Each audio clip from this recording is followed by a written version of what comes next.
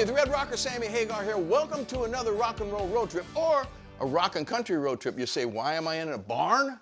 Why are we looking at these things? It's because we got double trouble in the house. These guys have won awards. They've sold more records. The dynamic duo of Brooks and Dunn.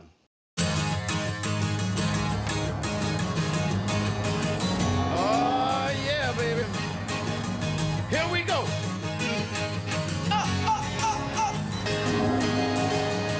I've been all over the world, across the country, from coast to coast, and believe me, every town has its own rhythm and a story to tell. I'm Sammy Hagar. I'm going to take you on a rock and roll road trip. Woo! Let's go. Talking about a red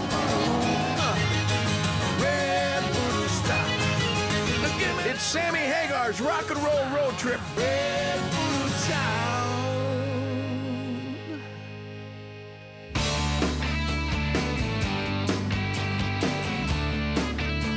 These guys have won them all. They got 20 country awards, 17 CMA awards, 5 AMA awards, 2 Grammys, and a 2019 introduction into the Country Hall of Fame. Huh? Ronnie invited me to his ranch to play some tunes, talk about how they got there, talk about where they're going next. This is awesome. I'm looking forward to this.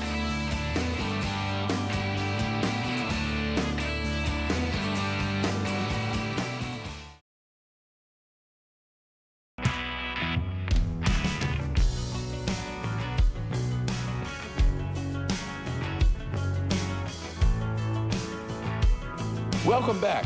Before Kix Brooks stops by, I wanted to sit down with Ronnie and talk to him about life, success, and pick his brain a little to see what this guy is all about.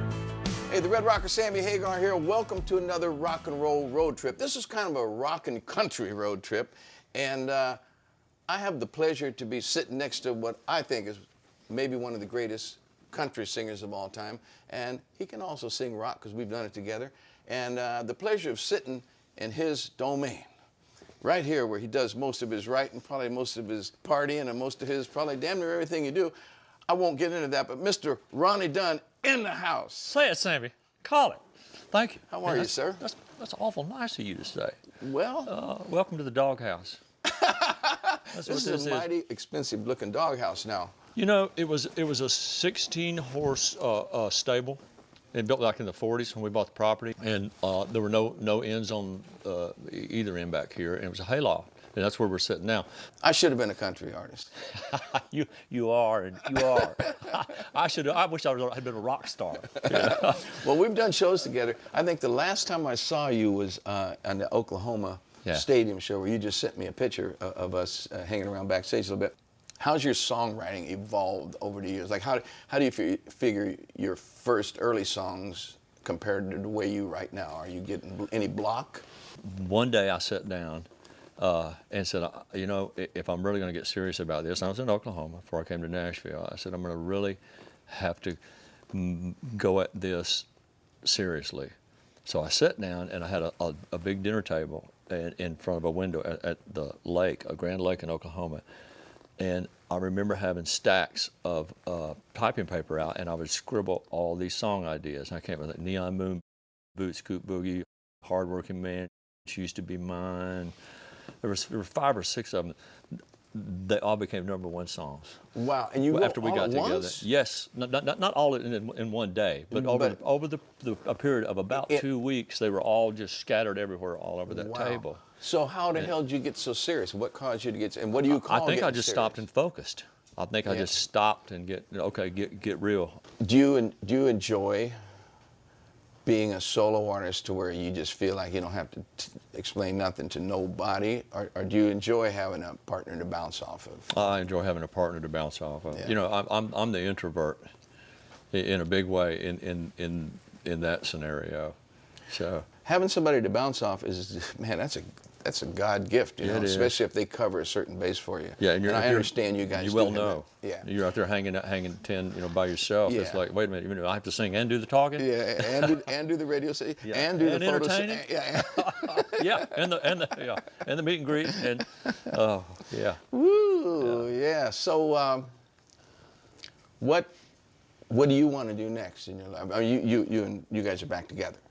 Like Well, you yeah, broke up at one the tour time. Yeah. it was fun. We had a bunch of things happen. You know, cool things happened last year. They snuck us into the Hall of Fame, and we had a record come out, this reboot with a bunch of new country artists that happened. So, is anybody on that record that you would have liked to have worked with that you didn't get to work with? Didn't get to? Yeah, looking ahead, like is there somebody you would? No, I mean that was a good group of young up and comers that I was really impressed. You know, I love what Casey Musgraves did with Neon Moon. Mm-hmm. Yeah, she's great singer. Yeah, but more progressive stuff like that. Yeah. He was good. And Luke Combs, you know, I think like he's becoming a new kid. He's like a big superstar in country now. I love Luke, man. Yeah. Come on, ice cold, tall, cool. I could have never broke my heart. I mean, if that ain't one of the greatest country lines ever. How have you seen the changes in country music? I mean, I see it changing, but you must really see it. How do you feel about all the changes? Where is it going? Do you like where it's going? Do you prefer the old style? What's going on in country music here? It's generational. I mean, it's in each generation. You know, they listen to different music, and it's a different culture, and it is in your genre too. You know, I was listening to the Eagles. That was a country band to me back in college. I was thinking, man, absolutely. Yeah. If Seeger and the Eagles were coming out today, they'd be Seeger, I was listening to him the other day. I mean, and I cut against the wind on some stuff, but he's a country writer. What do you call success? I mean, you've had enough success for 5 artists, so what makes you feel like it's success? Success is, I mean, to me, it was like, you know, staying married, keeping a family together, you know. My kids, you know. Right. That's so good. You know, I've just said this forever. You know, my kids raised me. You know, I look at them and go, they're great. I have a son in California, in Sacramento, that's a school teacher. Just got his master's and is working on his PhD. It's like, holy cow. Wow. You know. Well, that's good. You want to play a song? Yeah. And Kix is coming by, right? Oh, I'm gonna have to go hide all the expensive silverware. Sounds just like my band. Let's go see him. We'll be right back.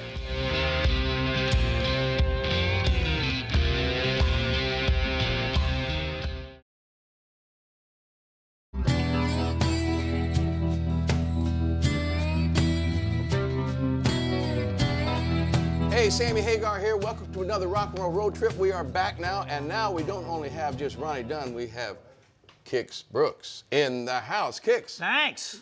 We know each other a little bit. We've run into each other a couple of times. We've avoided a couple of fights. So far. Yeah, don't get. I like our chances. We're nice guys. Yeah. Well, it's so funny because I did some shows with you guys in stadium shows where you guys. I was the rock guy, the token rock guy on the shows, and so got to hang out a little bit. I don't know if you guys remember, but what I did once was, I think it was in Arizona. There was a curtain, and it had, your dressing room was right there, and I looked in your dressing room because I wanted to say hi to y'all before I'd ever met you, and you guys had a bottle of tequila sitting on there. Well, that's why we don't remember a lot. Well, you probably don't remember this, but it was probably the best tequila you ever had. I took that tequila out, and I put my own, that's when I still owned Cabo Wabo, and I put a bottle of Cabo Wabo in there, and I think what I heard is that there was some noise about, hey man, this ain't what we drink. But you probably got used to it. I mean, once you had good tequila, you can't go back. I think we still have it. The bottle. I might have signed it. But anyway, tell me something about this fellow that nobody else knows. He's a really good family man and a grandpa. He would hate me saying that probably because he likes to think of himself as a 20-year-old. But he's got grandkids. I don't.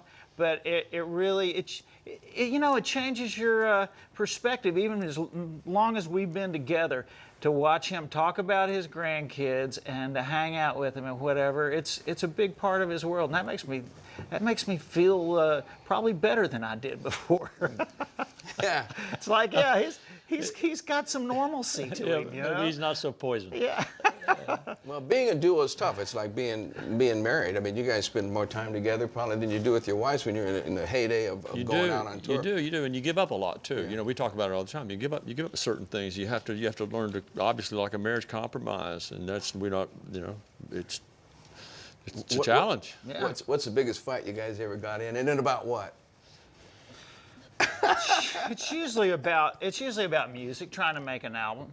But the truth, this is the honest to God truth. We have, in 30 years of working together, we have never raised our voices at each other. True. Wow. That's true. So Wow. We and I showed up think grown men, yeah, you know. Yeah. I think we showed up to the dance grown men, and it just, you realize, hey, we're lucky to be here. You know, let's don't rock the ship. And if you got to push it that hard, it's not worth pushing. When you were growing up, what were you listening to? Were you like a country guy out of the box, or would you go through different You know, musics? I grew up literally about 3 blocks from Hank Williams' widow, Billie Jean, and she was married to Johnny Horton after Hank died. Wow. And their daughter was so my first gig was when I was 12 years old, was actually in their driveway. Well, that's great, but I didn't ask you what you grew up on. I mean, you moved around a little bit. Were you ever into rock or into folk music? Well, my dad was a wannabe country singer. Had a radio show in Abilene, then you guys Texas are- when I was growing up. So it was always in the house. You know, Bloodline. I mean, yeah. The most prized possession of our family was my dad's Martin guitar, D28. But I remember him for real, Sammy. In Midland, Texas, there was a tornado on the ground. He had the family in the car. He parked on the highway, got one of his buddies that was with us, and took off to go to the house to get that, toward the tornado, to get that guitar. Oh man, yeah, okay. You know, Well, I didn't. not to save his mother and kids, get that guitar. I didn't realize. That's great. Well, It's what funny, with all that country, not to interrupt you though, with all that country though, we both found a real common bond when we got into high school and started getting into college. We were both into rock stuff, and he was in Tulsa. We were both big Leon Russell time. fans. When I heard Allman Brothers at Fillmore, I went, "Holy crap! Are We you all shitting did. me? Yeah. Those guys can play." And then all of a sudden, that's what I wanted to do, wanted to be. I mean, what's the most difficult thing to you about having a duet partner, not just being a solo artist? You know, like you. What Just, Ronnie said, compromise. Yeah. We had both. I was 36. He was 38 when we met. You know, we were grown men. Yeah, I mean, nobody. damn. Kind of.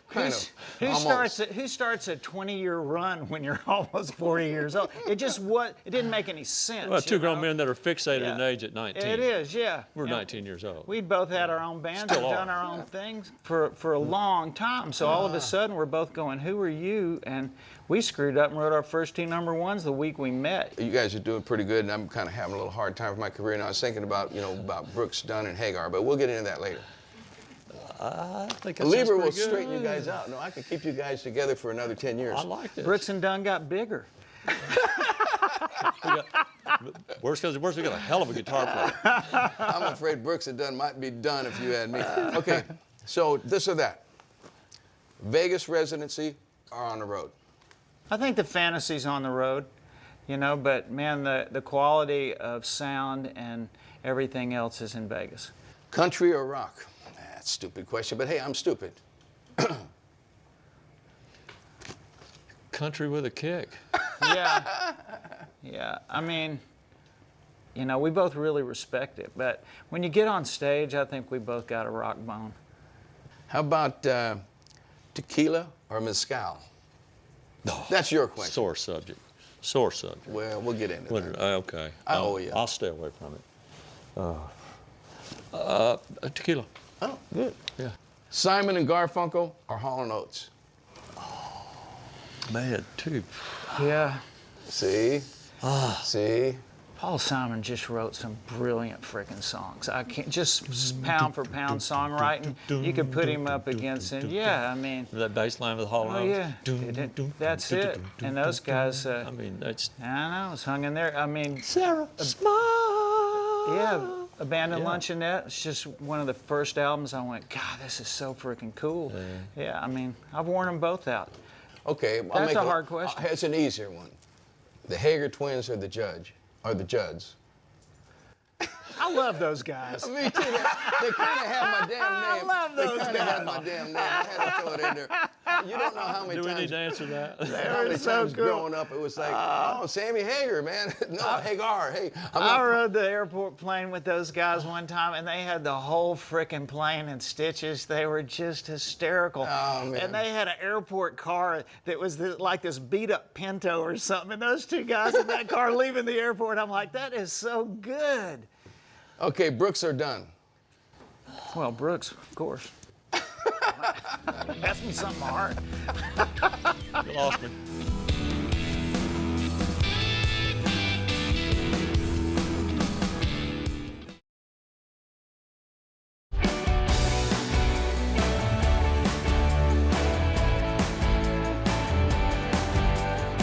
I'm back here with Brooks and Dunn. I'm the Red Rocker Sammy Hagar here, and I have the pleasure of sitting between the two guys that are probably one of the greatest duos, most successful duos of all time. Did you notice how he flipped from greatest to successful? You just recanted that. Yeah. Success That and was greatness. cold right there. Success and well, greatness. I mean, Lots of go hand trophies, in but hand. don't know how they got them. Yeah. So one more thing that I've heard about you guys, before I came here, I started calling up all my country buddies and saying, so, you know, what about Brooks and Dunn? Those guys cool, they get along, am I gonna go, is this gonna be easy? Everybody says you guys have two roles that are so defined, that is what kind of makes it work in the business. And everybody says you're the guy that goes out and shakes hands and hangs out with people, and, you know, the user-friendly guy, and Ronnie's kind of in the background. He just gets to sit back and do his thing. And is that true? It's not an insult. It's awesome. No, everybody's got their Pretty role. true. Yeah. They got their thing that they gravitate Ronnie's a to. nice Boys, guy, but he plays aloof well. I've seen it. That's why I'm saying. I saw it. I saw one side of him once. But because our differences are our strengths. You Yeah. know, it's kind of the glue that holds us together. That's you know? awesome. Being a solo artist my whole life, and then every now and then I join a band.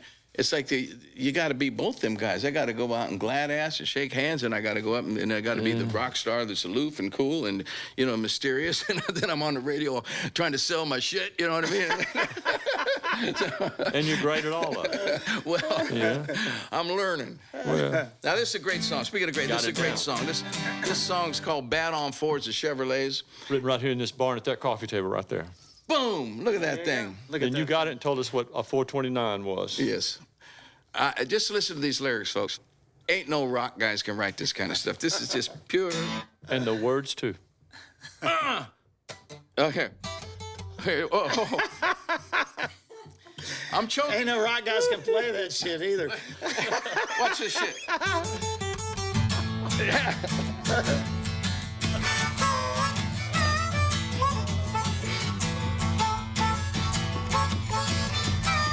Ronnie, go. Am I going to sing it first? Yeah. I'll sing the first verse. Yeah. Well, hey, pretty thing, let me tell you, I was raised on the Rolling Stones. I cut my teeth on Led Zeppelin, Billy Gibbons song. I learned to play the blues in Memphis, how to fight in Texas bars. Did a little time in Oklahoma for hot wiring cars. Well, I'm a rocker on the road just like Tom Jones. Got a ass hauling 442. Well, I'm bad on Fords and Chevrolets, but I'll be good to you.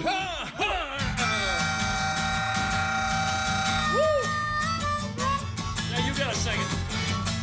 I'll get it. Watch this. I ain't even gonna look. Hey, pretty thing, I guess you heard I rolled a Mustang 429. Running from the law in Kansas City. The car wasn't mine. No, I'm rough around the edges, and I don't do debutante. There it is. Honey, you got the juice, you got the junk to get any man you want. Well, there's a rocker on the road like Tom Joe, ass hauling in a 442. Well, I'm bad on Fords and Chevrolets, but I'll be good to you. Hey, kicks in the house.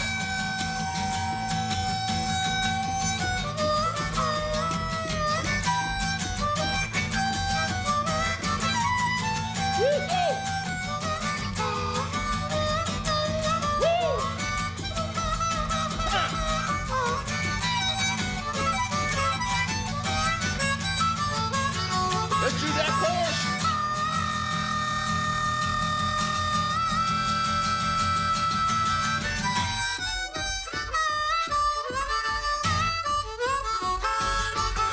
Hey! Now what about this verse? Not bad. Is it another verse? Yeah, watch this. That was a badass solo. Ladies and gentlemen, welcome to another rock and roll road trip. We're gonna probably see you next week at some time, but in the meantime, we got another verse. Hey, pretty thing, let me show you my L-A-E tattoo. If we ever get out to the city of angels, I'll buy you one too. And then what happens? Go. Bye-bye, see you next week. This My favorite part. Ha, ha, ha, ha. I think we got a car wreck on our hands. Rockers on the road, just like Tom Joad. That's calling on a 442. Well, I'm bad on Fords and Chevrolets, but I'll be good to you. Here we go. Take it on home. Bad on Fords and Chevrolets. Well, I'm bad on Fords and Chevrolets. Yeah, I'm bad on Fords and Chevrolets. Well, I'm bad on Fords and Chevrolets, but I'll be good to you, baby. Brooks and Dunn in the house. See you next week on another rock and roll open. I promise you it won't be this good. Car's in the ditch.